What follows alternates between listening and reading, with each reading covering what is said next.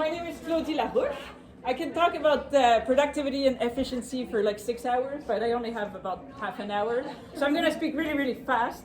And I have a French accent, so good luck. So today's presentation, I want to share some of the time-saving tips I've developed over the years. Now, my partner told me to make sure not to sound too expert, because we only have one child, so we're like beginner parents. But I want to share some local resources that we've discovered over the years, some creative strategies to save time, and so on and so forth. So my goal is for you to leave with fresh ideas, and it's not going to be like life-altering today. It's a free presentation, but I'll give you your money's worth. So before we start, we're going to do a quick poll. Now, this is not applicable to single moms, but while your significant others are not here, let me ask you. So think about the number of hours that you and your partner spend managing the household. If you do more than your partner, raise your hand. With the house? Like managing the household. So we have 1, 2, 3, 4 hands out of 5, and actually this is my partner. So Come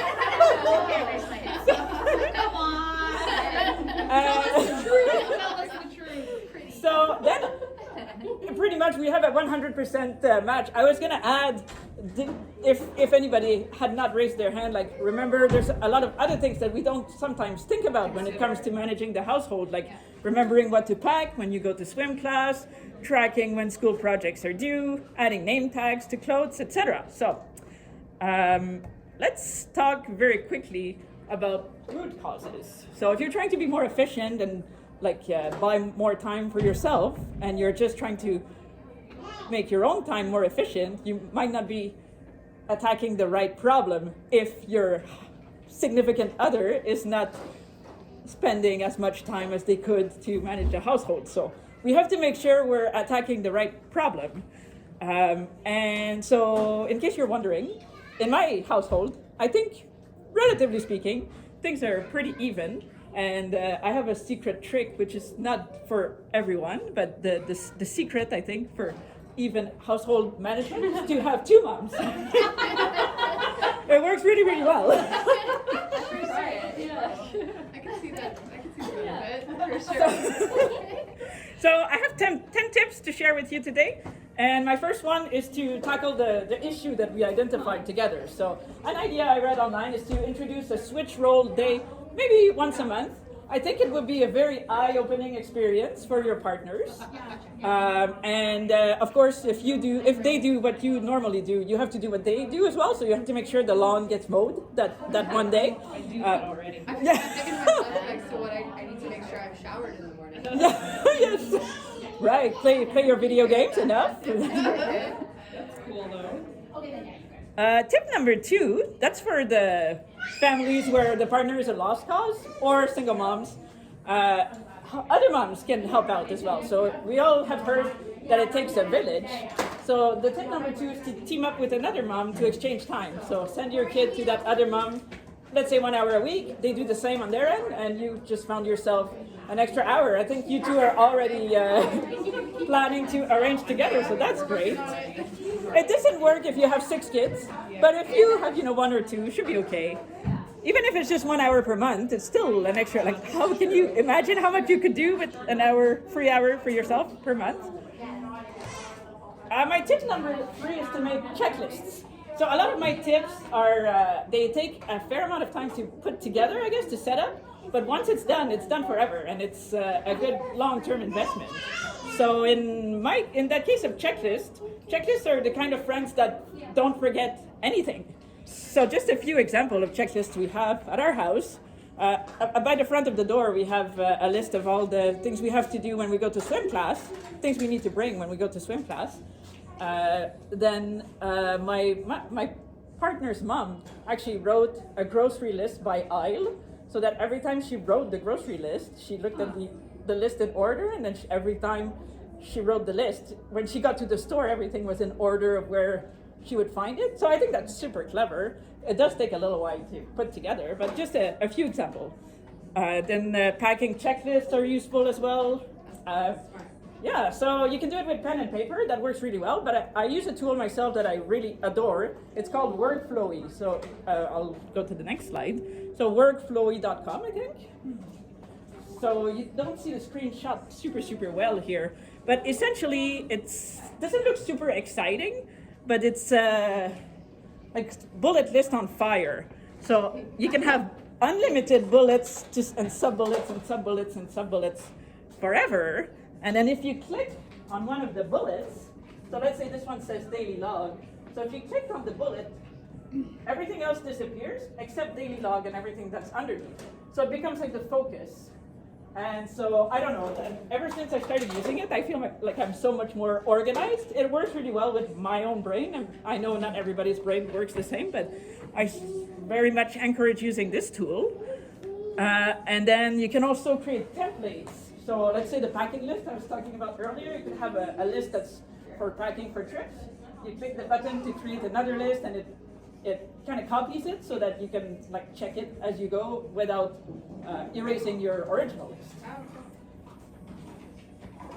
My tip number 4 is to use reusable email templates, and you can even do that for text messages. We often don't realize, but we send the same emails all the time. My kid will be sick for school today, sorry. Or, for example, for us, we have a family gathering every Sunday. So I have a template that says, "Hi family, we're happy to have you over this weekend. Could somebody please bring a potato dish and a dessert and a salad, and we'll take care of the main meal. We don't know what it is yet, but it'll be fun," etc., etc. So every week I don't have to type that message. I can just reuse my template and maybe add 1 or 2 sentences to make it not look like we're using the same template all the time. And so every time you see yourself writing the same email multiple times, you can now start thinking, oh, you know, how wouldn't it be a little bit more efficient if I use the template instead? So Gmail has that.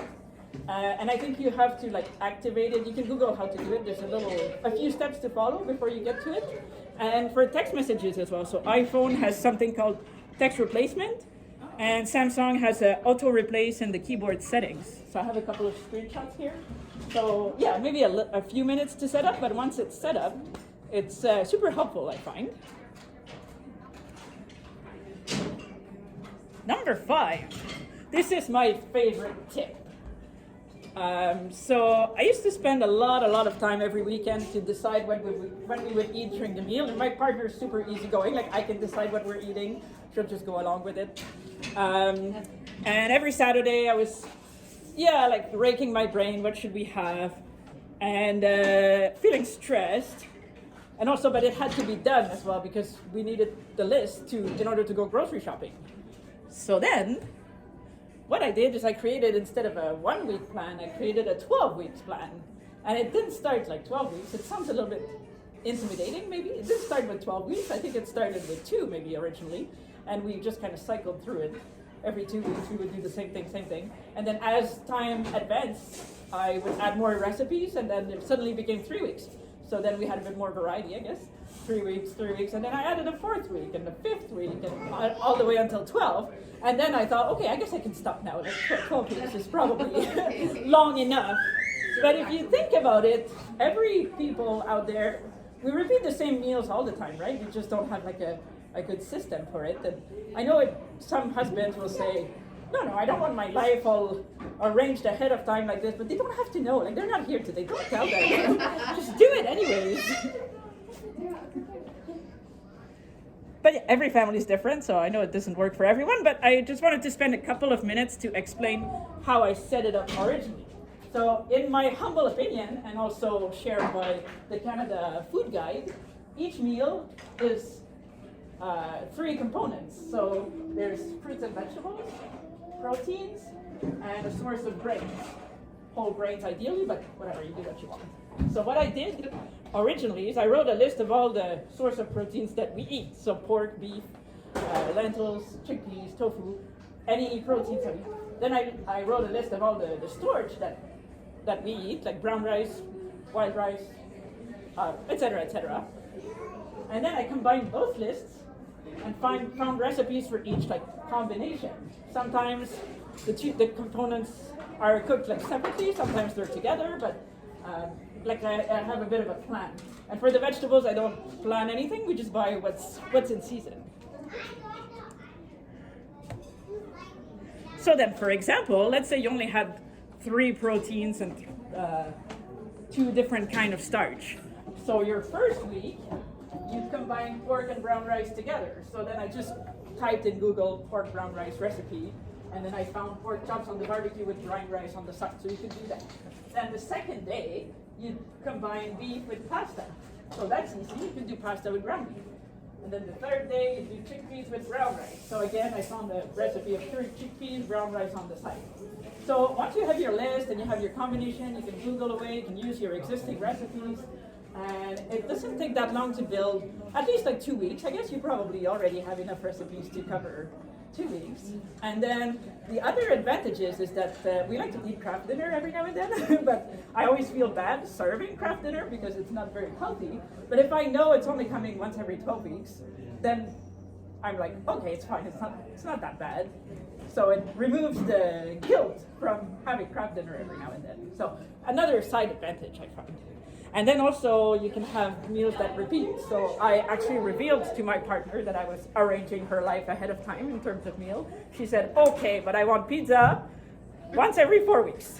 So then pizza repeats, but sometimes we skip it. But yes. All right, so now we are going to move on to another section of my talk, which is about local resources. I call them efficiency tip, but maybe it's a little bit of a stretch. But while you're here, there's so many fantastic things happening in the city. I wanted you to be aware of it, so I thought might as well cover that too. My tip number 6 is to use the City of Ottawa library resources. So I don't know if you've ever heard of Canopy. It's like Netflix for libraries, or the library equivalent of Netflix. So you have each library card holder has a certain amount of credits per month, and so you can watch videos, and there's lots of content for kids. So you can just kind of connect your computer to the TV. So that's great. Also for the moms out there who might want to skill up in their work, that has nothing to do with efficiency. But there's a really, really cool platform called LinkedIn Learning, which is it's relatively expensive if you were to purchase it on your own. It's about 16,000 or so videos on project management, data visualization, all sorts of topics. They even have some parenting courses, I noticed. And again, it's all free with the Ottawa Library Card. There are tons of free programs for kids. I don't know if you knew that, but during March break, Elliot and I, we spent the entire March break building Lego blocks in the library. There were free movies. All of the libraries? Yeah, they all have free programs. And there's a really awesome mom who built a website to list all the free library programs on one convenient web page. You can't really see it that well on the website, but the website is claudieLarouche.com. And that awesome mom also has a list of City of Ottawa drop-ins, which otherwise is super hard to navigate because you have to click on 118 different facilities to get the full picture of the schedule. So I have one web page where it lists everything. You can filter by area, filter by age group. So highly encourage checking this website. And if you like it, please share it with all your friends. And actually yesterday I created another one with a list of all the wading pools. Okay. Yes. I was talking about the Incredible Playgroup Finder earlier with a few people. So if you have kids 0 to 6 years old, there are early on playgroups all around the City of Ottawa that are free as well. Sometimes they have coffee for parents. And the Incredible Playgroup Finder kind of puts the whole schedule in one webpage as opposed to you having to consult 21 different websites. And then if you check it out, make sure to click on IPF Story. There's a nice little blurb about Claudie on there. Thank you. My tip number 8, you will rarely hear me put Facebook and efficiency in the same sentence, but this one I make an exception for that one. Are you, anybody here, member of the Ottawa Moms Group, OMG? Yes. Yes, so Yeah, it's It's fantastic, isn't it? It's beautiful I to see. find it saturated sometimes too. Though. Sometimes a If lot of I'm being questions, honest, but like like- if you have a question, though, Yes. there's always somebody available to answer. Yes. And there's, even if it's the middle of the night, there's someone who has been woken up at 4 by their kid who are on their cell phone scrolling. So I find it's beautiful to see. Like sometimes some parents are seriously struggling, and there's always people and they don't jumping have a large in. community. Yeah, family. yeah. So it Yeah, I definitely hold some value for sure. Yeah. So highly encouraged to use that. So my tip number 9 is to adopt artificial intelligence. So I know everybody's tired of hearing about ChatGPT. You either love it or hate it. But whether you want it or not, and whether you use it or not, your kids will. Yeah. So I think as parents, either you or your partner, it's good for at least one of you to know what it is, know how to use it, because people could like mistake ChatGPT for an actual person, take the advice to heart, and like it can create so much good in the world, but if used badly, it can also Do a lot of damage. do a lot of damage. Yes. So just for today, I thought I'd give you a couple of ideas of ways you can use ChatGPT. One way that I really like is you can write stories featuring your kids, and then if you give the tool like the name of your kid, and you can say like, write me a story about Elliot, who's like a pirate, let's say, and he has blue eyes, and I don't know, something very specific to your kid that You can only use it you would for know. teaching lessons and stuff too. Of course, yeah, for sure, yes. Like, help me teach my child how to play piano. Help me teach my child, or explain like it was a 5-year-old how electricity works, let's say. Or even just using stories to work. Oh, okay, yeah, stories Right? to learn. Yeah, for sure, yes. That's true too.